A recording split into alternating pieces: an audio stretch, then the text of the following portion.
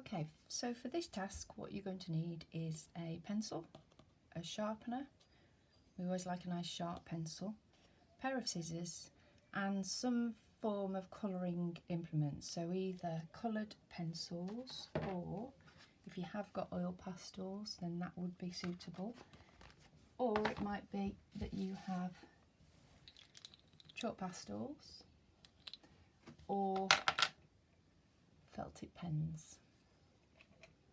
Whatever's available to you, you can use and experiment with. Okay, so to start off with, what we're going to do is take a photocopy of numbers. If you prefer to do letters, then you might want to do that. And then we're going to cut them out so that we create a template. Now, you can either do this with a craft knife, obviously taking lots of care with that and making sure that you've got a cutting board. But if you haven't got that, the best way to do this is to cut through one side, okay, cut out your actual number, and then you can sellotape the section together. So there's no need for you to use anything, to actually use a craft knife, okay? So, to start, you're going to take one of your numbers and you're going to draw round the template. Now, obviously this is one way of doing it, but if you prefer, you can actually just freehand draw your numbers. Sometimes it's easier if you've got this printed out onto card, because then it's not as flimsy. Okay, and then when you've done that, you might just go around that and just neaten that up and get rid of any bits that you don't like. This is going to end up with lots and lots of layers, so it doesn't matter too much if you have some sections that go over. Okay, and then from that you can take another number and start to draw over the top of that. What we're trying to do is keep the number in the same position, so we're overlaying it, keeping it within that framework.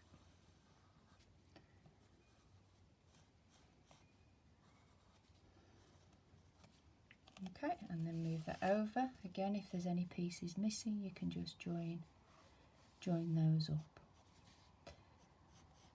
Okay, and then you can take another one and carry on. I'm going to just do 3 for now, but when you look at Jasper Johns' work, you'll notice that there's multiple numbers overlaid.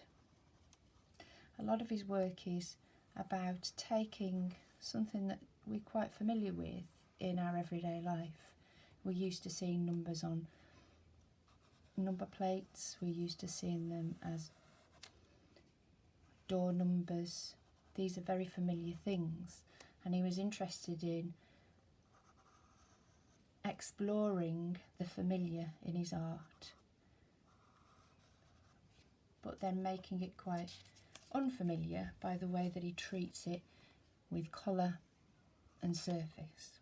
Okay, so I've got my numbers there, and then what I'm going to do is start to select some colours. Now, we've explored harmonious colours, colours that are close on the colour wheel, and we know that these colours go quite well together. They're quite calming as a colour combination.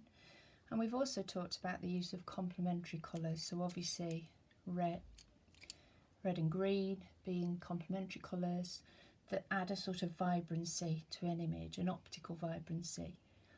And we're going to explore this in our work. Remember, with this, it's all about experimenting, it's trying things out, it's thinking about how you might alter and change this image by adding colour in there. Now, what you might find, as you can see here, is the lead of the pencil is actually mixing in with my colour pencil. I'm not going to worry too much about that. what I'm going to do is just pick out some of the yellow on the number 2. I'm not working all of it in, I'm just looking at sections to start off with.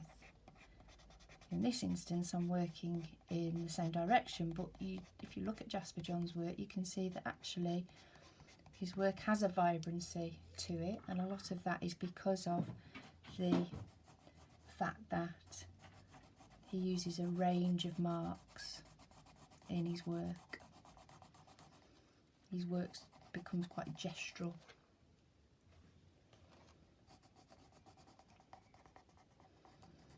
And basically I'm just going to keep on adding and layering and blending my colours. I might start now, as you can see, working in a slightly different direction for each different number.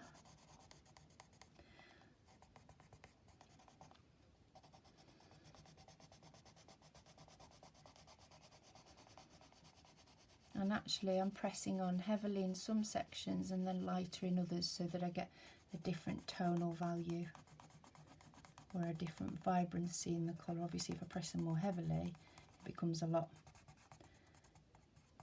darker. And then with the 3, I'm going to be using a contrasting colour to start off with.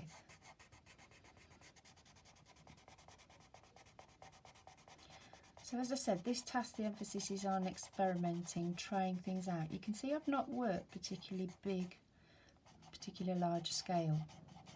The main reason for that was because of the letters that the numbers that I photocopied. It's also to do with the size of my makeshift screen, that I am going to post a picture of how I've set this up so that I can do this tutorial.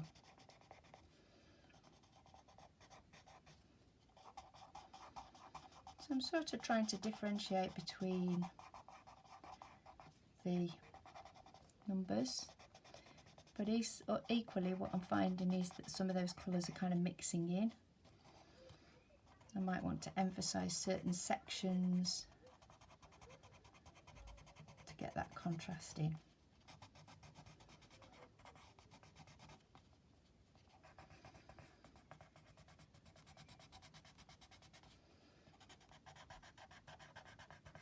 Okay, so you notice I'm using colour pencil at the moment. We're going to have a go with some oil pastel as well. And we're going to think about what do we do if we have a section that we're not that keen on, and how can we make that actually part of the piece of work as well. So going for some sort of happy accidents in a way. At this stage you might start to think about whether you want to introduce another colour.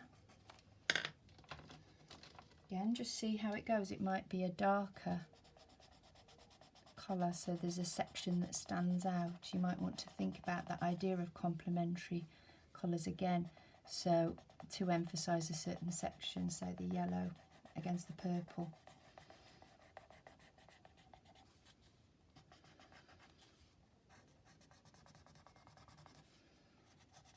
Okay, and at this point I can even start to emphasise some of the lines. So to some extent I'm abstracting elements, I'm going with the process, and I'm picking out key sections that I want to stand out. So that purple, which is a sort of tends to be a cooler colour, makes that red stand out a little bit, so we're creating a little bit more depth in our piece.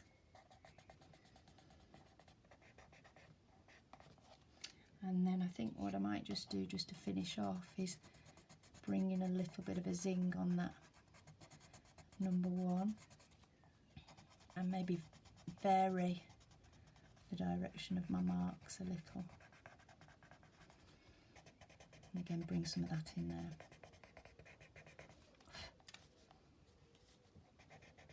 Okay, so first one, What I'm going to do next, and hopefully this is going to work, is just to sort of add a little bit more definition to it. I'm going to use a fine liner. If you haven't got a fine liner, you might want to use a biro.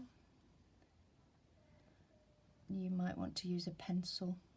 You don't even have to do that. And what I'm going to do is just pick out some of the lines now that have started to appear in the piece. At this stage you might even want to start to add in some marks as well. You might want to emphasize some sections by putting some cross hatching in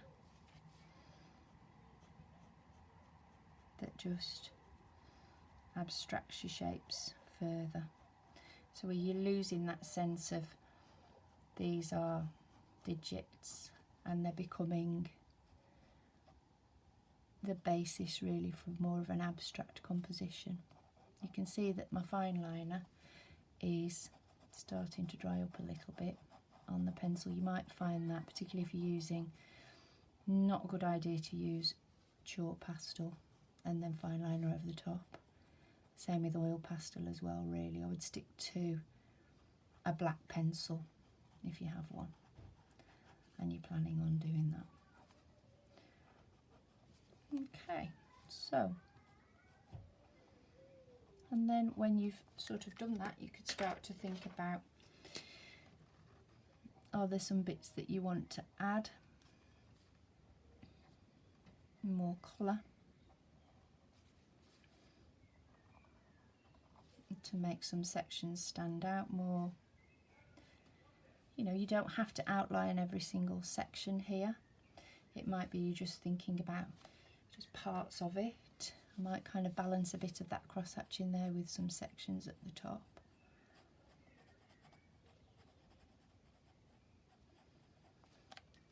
Okay, and then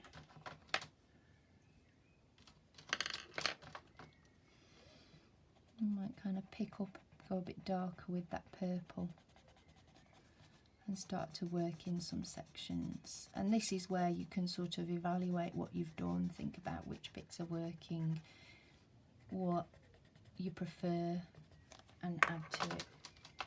It might be at this point you stop and you might have another go with another set of letters.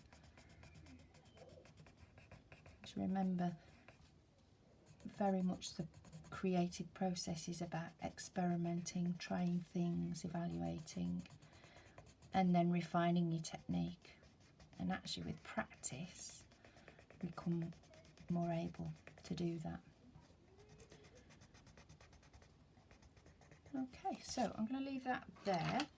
Obviously, to develop it further, what you might want to do is you might want to think about creating a frame around it.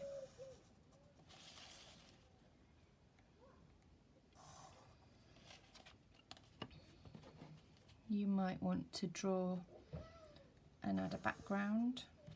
So the background might be tonally very contrasting, or the marks might be really different, or the colour.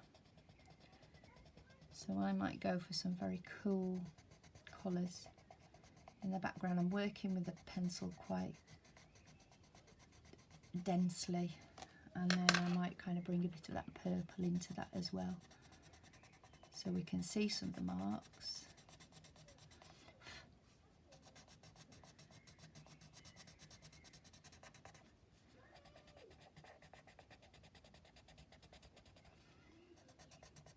Okay, so working at the scale, particularly working small scale, obviously you might find that you're not as gestural with your marks.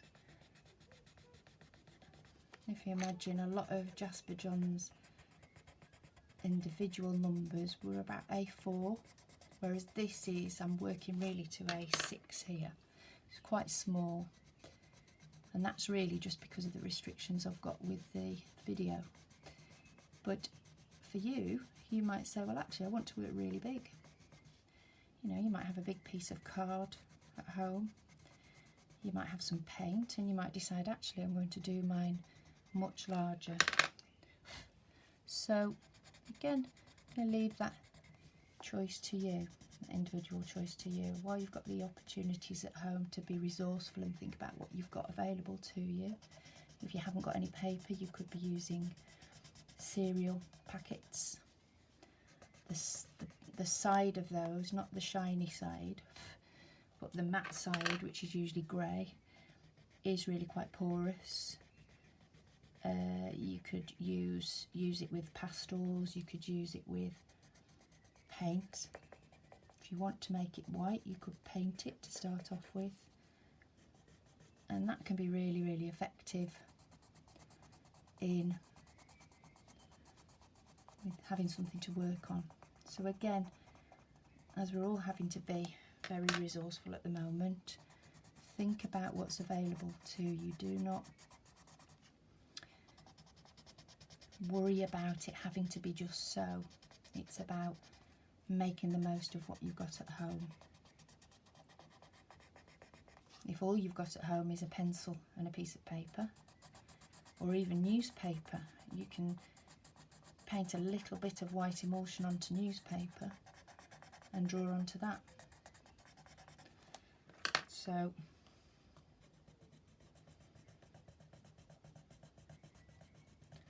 a lot of artists in the 20th century would create surfaces by collaging.